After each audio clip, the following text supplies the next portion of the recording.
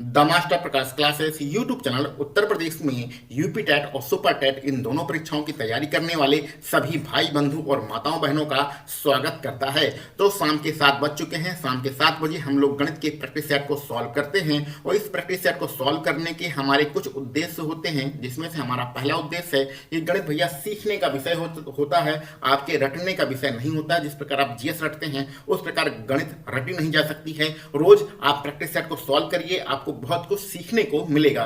ठीक है। और दूसरा हमारा उद्देश्य है कि हमें बेसिक कॉन्सेप्ट पता होना चाहिए कि कोई प्रश्न क्यों लगाया जा रहा है और इस प्रश्न में यही मेथड क्यों लगाया गया है, और हमें थोड़ी बहुत ट्रिक्स भी आनी चाहिए जिससे हम प्रश्नों को आसानी से सॉल्व कर सकें। और हमारा तीसरा उद्देश्य होता है कि बहुत सारे प्रश्न आपको ऐसे दिए जाते हैं जो इजी होते हैं, थोड़ा बहुत आसान होते हैं, तो उनको हम मौखिक ही सॉल्व कर सकें। यानी 2 3 4 प्रश्न आपको ऐसे सॉल्व करना है जिसमें पेन उठाने की जरूरत ना पड़े, आप अपने कॉमन सेंस का यूज करके प्रश्नों को सॉल्व कर सकें। तो ये हमारे गणित के प्रैक्टिस सेट को लगाने का प्रमुख उद्देश्य है। इन्हीं उद्देश्यों के साथ हम लोग स्टार्ट करते हैं आज का अपना प्रैक्टिस सेट। चलिए स्टार्ट करते हैं आज का अपना पहला प्रश्न। हमारा जो पहला प्रश्न आपके सामने है, इसको ध्यान से देख लीजिए।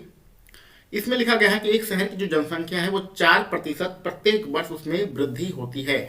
तो 4% की वृद्धि हो रही है, अच्छी बात है। लेकिन यहाँ पर एक और कारण दिया गया है कि स्थानांतरण के कारण प्रत्येक वर्ष जो जनसंख्या होती है 1/2% तक घट जाती है। यानी कि कुछ लोग उस शहर से बाहर चले जाते हैं, जिससे उसी साल 1/2% जनसंख्या घट जाती है। और ऐसा कितने सालों तक होता है? ऐसा 3 सालों तक होता है। तो हमारी जनसंख्या में टोटल प्रतिशत वृद्धि कितनी होगी ये हमें निकालना है। देखिए ध्यान समझिए, एक साल में 2 बार परसेंटेज चेंज हो रहा है। एक बार 4% बढ़ेगा और उसी साल 1/2% घटेगा, और ऐसा 3 साल तक होगा। यानी कि 6 बार आपके परसेंटेज में चेंज होगा। आप कभी ऐसा मत सोचिएगा इस प्रश्न में कि 4% हमारी जनसंख्या बढ़ रही है, इसको हम लोग प्लस में लिख देते हैं, और 1/2% यानी कि अगर हम 2 का भाग करें तो ये हो जाएगा 0.5%। तो 0.5 हमारी घट रही है। तो ऐसी कंडीशन में एक ही साल में ये 2 चेंजेस हो रहे हैं। तो 4% में 0.5%, ये चूंकि घट रहा है इसलिए माइनस में होगा, 0.5% घटा दें तो हमारा एक साल में जो परसेंटेज का चेंज होगा वो 3.5% होगा। ऐसा मत करिएगा, ये प्रोसेस पूरी तरीके से गलत है। पहले जनसंख्या को 4% बढ़ाना है, देन उसके बाद 0.5% कम करना है। ठीक है। चलिए प्रश्न, ये आपको बहुत ही आसान प्रश्न लग रहा है, लेकिन इसमें जो संख्याएं दी गई हैं उसके कारण ये प्रश्न बहुत ही ज़्यादा कठिन हो गया है। कैलकुलेशन इसकी बहुत ज़्यादा दिक्कत भरी होने वाली है। तो चलिए हम लोग किस तरीके से लगाएं प्रश्न को। चलिए इसमें परसेंटेज का मेथड ही यूज करते हैं। तो कोई भी चीज मान लेते हैं 100% होती है, जब वो 4% बढ़ेगा तो कितना हो जाएगा? 104% हो जाएगा। और जब उसी साल 1/2% यानी कि कितना 0.5% कम होगा, तो कोई भी चीज 100% होती है उसमें 0.5% कम करेंगे तो 99.5% वो बचेगा। कहने का मतलब पहले साल क्या होगा? पहले साल जनसंख्या 104% बढ़ेगी, तो 104% इंसान हटाएंगे तो नीचे कितना आएगा? 100 आएगा। उसी साल जनसंख्या 0.5% कम होगी, यानी कि 99.5% होगी। परसेंट का निशान हटाएंगे तो नीचे 100 आएगा। ये कहानी एक साल के लिए है, यही कहानी दूसरे साल भी चलेगा। ठीक है। तो यही कहानी दूसरे साल भी होने वाली है। तो सेम यही कंडीशन दूसरे साल के लिए रहेगी, और सेम यही कंडीशन आपके तीसरे साल के लिए होगी, क्योंकि यही प्रोसेस आपको 3 सालों तक करना है। तो आपका ये इतनी लंबी चौड़ी कैलकुलेशन बन गई है। कैलकुलेशन क्यों बनी? क्योंकि इसमें जो संख्याएं इस प्रकार से दी गई हैं कि जो डिवाइड नहीं होगी। तो इसको आप सॉल्व करेंगे तब आपका आंसर आएगा, और आपको इसको सॉल्व करने से 10 के लगभग आपका आंसर आना चाहिए। और आपके जो विकल्प दिए गए हैं सी और डी, ये आपके 10 के लगभग हैं, यानी कि आपको सॉल्व करना ही पड़ेगा। तो सॉल्व आपको करना है भैया, इतनी लंबी चौड़ी कैलकुलेशन हम नहीं करने वाले हैं। 10.8% इसका आंसर आएगा। आपका विकल्प डी यहाँ पर सही रहेगा। इसका दूसरा तरीका आपको बताते हैं। ठीक है, ये पहला तरीका हो गया आपका। कैलकुलेशन के कारण ये प्रश्न बहुत ज़्यादा दिक्कत भरा हो गया है। दूसरा तरीका बताते हैं। दूसरे तरीके में ऐसे प्रश्नों को सॉल्व करने में जिसमें 2 बार आपका परसेंटेज चेंज होता है, उसमें एक मेथड होता है, एक फार्मूला होता है। फार्मूला क्या होता है? फार्मूला आपका सिंपल सा होता है, कौन सा? ये वाला, x + y और प्लस के xy/100। एक्चुअली यहाँ पर अपना ये जो अपना हमारा पावर पॉइंट से वीडियो बन रही है। इसमें पता नहीं क्या होगा, पेन हमेशा लैग करता रहता है और ज़्यादा हमें टेक्निकल की जानकारी नहीं है, इसके लिए ये सॉल्व हो नहीं पा रही है प्रॉब्लम। अगर कोई टेक्निकल का जानकार हो तो ज़रूर बताइएगा कि ये प्रॉब्लम कैसे सॉल्व होगी। तो 1 साल के लिए ये हम फार्मूला यूज करते हैं, ये वाला फार्मूला यूज करते हैं।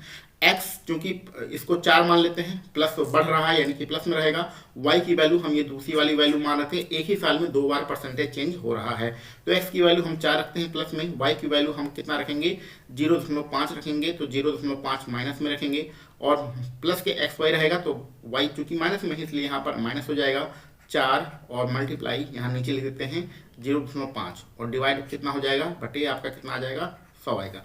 ध्यान देखिएगा 4 में से 0.5 घटाएंगे तो 3.5 बचेगा और यहाँ पर रहेगा माइनस। और आप इसको सॉल्व करते हैं 4 से ये कितनी बार ये दशमलव हटेगा तो यहाँ पर 1 जीरो आ जाएगा, ये आपका 4 से 25 बार कटेगा और नीचे आपका 1 जीरो रहेगा।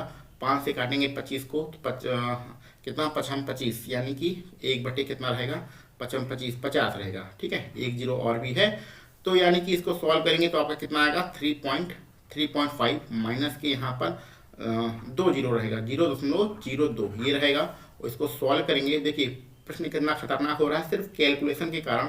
तो 3.5 में से 0.02 आप घटाएंगे तो आपका आंसर आएगा 3.48। तो ये जो चेंजेस है ये पहले साल का चेंज है, पहले साल में आपका इतना परसेंटेज चेंज होगा।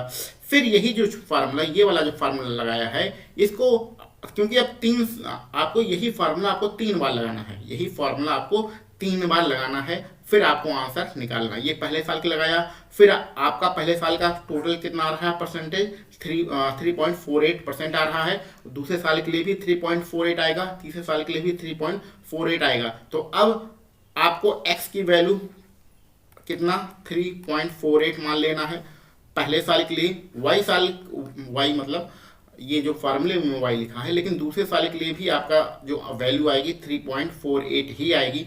यानी कि अब आपको 2 सालों के लिए जब निकालेंगे, 2 सालों के लिए ही फार्मूला निकालेंगे तो x की वैल्यू पहले साल वाला, y की वैल्यू दूसरे साल वाला मान के यहाँ पर पुट करेंगे तो आपका 2 सालों का निकलेगा। जब ये 2 सालों का जितना निकल आए उस 2 साल का और फिर तीसरे साल के लिए भी आपकी जो वैल्यू रहेगी 3.48 ही रहेगी, क्योंकि तीनों सालों के लिए वैल्यू बराबर आएगी। तो दूसरे साल यानी इन दोनों सालों को सॉल्व करके, जो कि इस फॉर्मूले से सॉल्व होगा, उसको सॉल्व करके फिर तीसरे साल की उसमें वैल्यू पुट करेंगे तो इस प्रकार से आपका तीनों साल का वैल्यू आंसर आएगा। तो वो आंसर होगा 10.8। तो ये प्रश्न बहुत ही आसान था, कोई दिक्कत की बात नहीं थी, लेकिन इसमें संख्या इस प्रकार से दी गई थी कि मान हमारे इस प्रकार से थे कि इसको कैलकुलेशन करने में बहुत दिक्कत होने वाली है। ठीक है, तो इस प्रकार का प्रश्न अगर आपको पेपर में मिले, और चूंकि इसमें तुक्का भी नहीं मार सकते हैं क्योंकि जो हमारे विकल्प दिए गए हैं वो बहुत ही पास दिए गए हैं, तो इस प्रकार तुक्का भी हम लोग नहीं यहाँ पर मार सकते हैं। तो इस प्रकार का अगर प्रश्न आपको पेपर में दिखे तो पहली बात तो उसे छोड़ दीजिएगा, सारे प्रश्न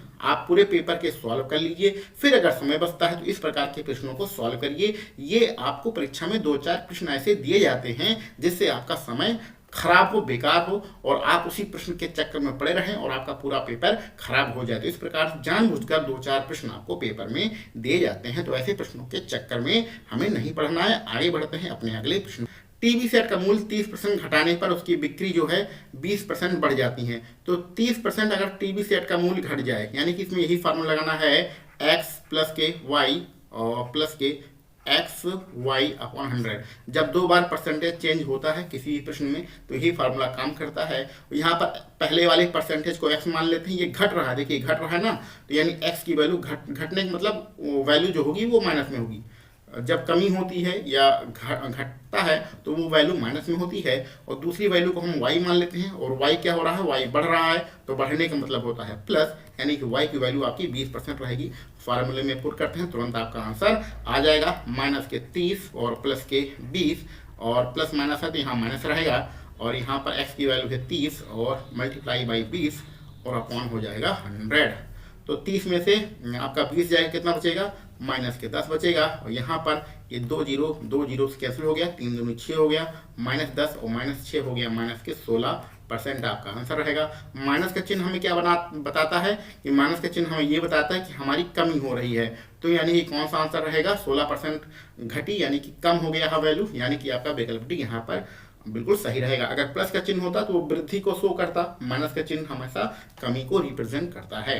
ठीक है, आसान प्रश्न है, कोई दिक्कत की बात नहीं है। आगे बढ़ते हैं। बहुत ही बेहतरीन सा प्रश्न आपके सामने है। ए का वेतन बी से 20% अधिक है। प्रश्न आप सभी लोग पढ़ लीजिए।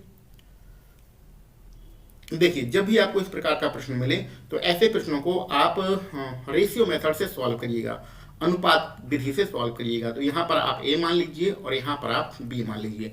अब पहली लाइन को पढ़ते हैं। ए का वेतन बी से 80% अधिक है। तो 80% अधिक किसका वेतन है? ए का है। किससे है? बी से। तो बी को अगर हम 100 रुपया मान लें, बी का वेतन 100 रुपया मान लें, तो इस 100 रुपया क्यों माना है? क्योंकि कोई भी चीज़ 100% होती है, तो 100% अगर मानेंगे या 100 रुपया मानेंगे तो उसके घटाना या बढ़ाना बहुत ही आसान होता है, इसलिए हमने 100 रुपया माना है। तो बी का वेतन अगर 100 रुपया मान लेते हैं तो ए का वेतन कितना है? 80% ज़्यादा है, यानी 80 रुपया ज़्यादा है। तो बी से 80 रुपया ज़्यादा, यानी कि बी ए का वेतन जो हो जाएगा वो 180 रुपया हो जाएगा। ठीक है, ये हमने अनुपात मान लिया है दोनों का। इसको 20 से डिवाइड करने की अभी कोई भी आवश्यकता नहीं है। करना हो तो कर दीजिए, नहीं तो रहने दीजिए, डिवाइड करने की कोई आवश्यकता नहीं है। आगे बढ़ते हैं। एक साल बाद एक के वेतन में 20% बढ़ जाता है। तो एक साल बाद कहाँ लिखें? यहाँ लिख देते हैं, ए अनुपाते बी। अब एक साल बाद की कहानी हम आपसे लिख रहे हैं। ठीक है, एक साल बाद क्या होता है? ए का वेतन 20% बढ़ जाता है। तो ए का वेतन 20% बढ़ाना है।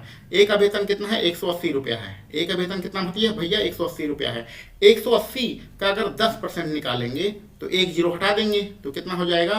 18 रुपया हो जाएगा। इसका अगर डबल कर देंगे तो कितना हो जाएगा? 36 रुपया हो जाएगा। तो ए का वेतन 20% बढ़ता है, यानी कि 36 रुपया बढ़ जाता है। तो 180 से 36 रुपया बढ़ाएंगे तो 180 में 36 जोड़ना पड़ेगा। कितना हो जाएगा? आपका हो जाएगा 180 में 36 जोड़ेंगे तो 20 इधर और 16 उधर, यानी कि आपका हो जाएगा 216 रुपया हो जाएगा। तो ए का वेतन कितना हो गया भैया? 216 रुपया। ए और बी के वेतन का अनुपात 2:1 हो जाता है। बढ़ के इनका जो वेतन का अनुपात हो जाता है वो कितना होता है? 2:1 हो जाता है। तो बी का वेतन, पहले यहाँ पर बी का वेतन निकालेंगे कितना होगा, उसके बाद हमें पता चलेगा कि बी के वेतन में कितने प्रतिशत की वृद्धि अथवा कमी हुई। ठीक है, बात समझ में आ रहा है? 20% बढ़ेगा तो 36 रुपया बढ़ेगा। 180 रुपया पहले था, 36 रुपया बढ़ाएंगे तो आपका 216 रुपया हो जाएगा।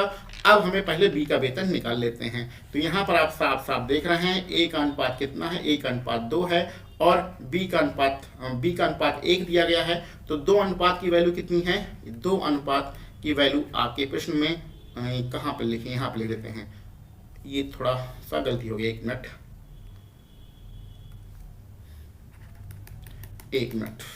भाई, एक मिनट।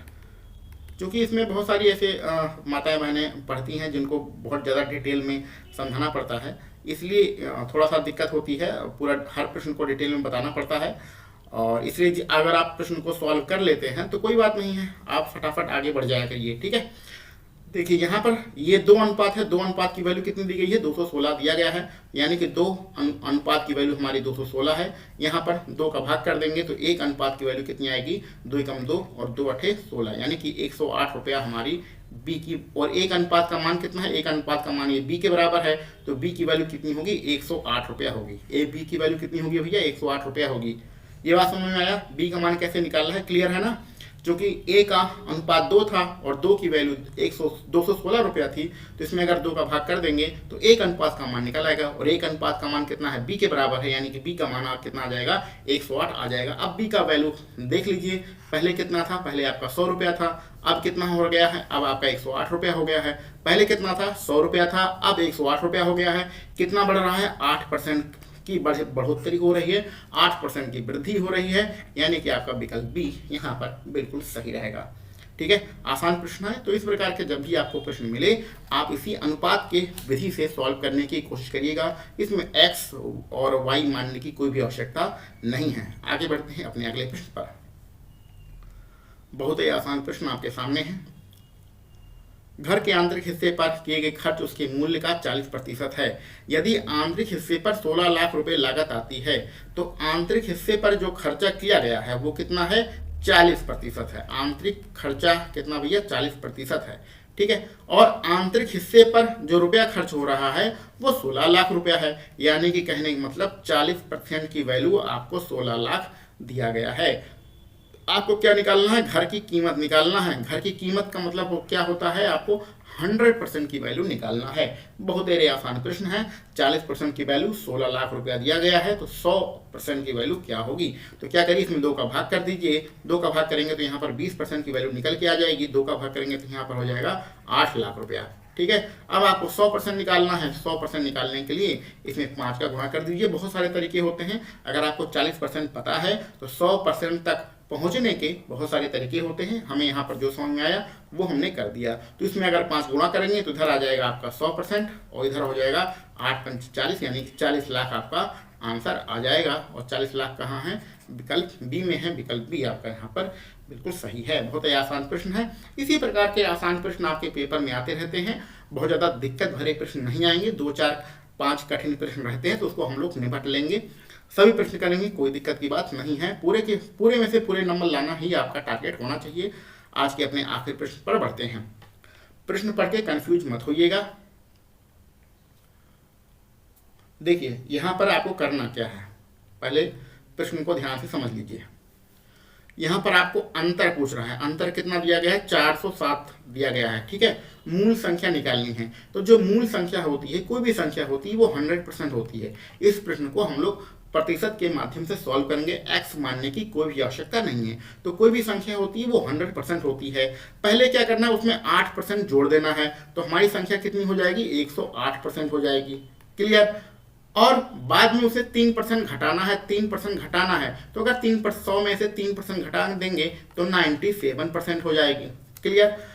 और अगर ये जो हमने निकाला है जोड़कर और घटाकर, इसका अंतर निकाले तो किसके बराबर आता है, 407 के बराबर आता है। तो दिए गए प्रश्न के अनुसार 108% और 97% का जो अंतर है वो किसके बराबर है, 407 के बराबर है। ये दिए गए प्रश्न का यही मतलब होता है। ठीक है, बात समझ में आई। मूल संख्या आपने 100% माना। जब उसमें 8% जोड़ेंगे तो 108% हो जाएगा। जब उसी मूल संख्या में 3% घटाएंगे तो 97% होगा। और इन दोनों का जो अंतर है वो 407 के बराबर है। अब आप प्रश्न को सॉल्व कर लीजिए, आपका आंसर आ जाएगा। आपको मूल संख्या निकालनी ही है, यानी कि 100% की वैल्यू निकालनी है। तो 108 में से 97 जाएगा तो कितना होता है, 8 3 11, 11% की जो वैल्यू रहेगी वो कितना होगा, 407 रहेगी। 11 का भाग कर दीजिए तो 1% की जो वैल्यू होगी 11 तियां 33 और 11 सतह 87 होगा। इसमें आप क्योंकि आपको मूल संख्या निकालनी है, यानी कि 100% की वैल्यू निकालनी है, तो इसमें आप 100 का गुणा कर दीजिए तो 100% इधर आ जाएगा 100% और इधर आएगा 37 में 2 जीरो बाहर रहेगा। तो यानी कि 37,000 आपका आंसर हो जाएगा। कहाँ पर है, पहला वाला विकल्प ही आपका बिल्कुल सही है। तो अभी हम लोग 5-6 प्रश्न ही सॉल्व कर रहे हैं प्रत्येक वीडियो में। धीरे धीरे प्रत्येक वीडियो में 10 प्रश्नों को सॉल्व करेंगे। आसान प्रश्न था, कोई यहाँ पर ज़्यादा दिक्कत की बात नहीं है। आपने जो पहला प्रश्न लगाया था उसमें थोड़ा सा सोच समझ के उसको सॉल्व करिएगा। वो ऐसा प्रश्न था जो आपको परीक्षा में फंसाने के लिए दिया गया था। तो हमें एग्जामिनर के चाल में फंसना नहीं है, हमें पेपर को सॉल्व करना है, पेपर को क्वालिफाई करना है। 2-4 प्रश्न आपको ऐसे मिलेंगे पेपर में, चाहे वो हिंदी के हों, चाहे वो आपके गणित के हों, किसी भी विषय के हों, उसको आपको छोड़ना होता है, क्योंकि उसके चक्कर में पड़ेंगे तो 2-4-5 मिनट आपका बर्बाद हो जाएगा। तो आज के लिए हम लोग बस इतने ही प्रश्न रखते हैं। इसके आगे के प्रश्नों को हम लोग अगले वीडियो लेक्चर में सॉल्व करेंगे। आप सभी लोगों को वीडियो देखने के लिए बहुत बहुत धन्यवाद।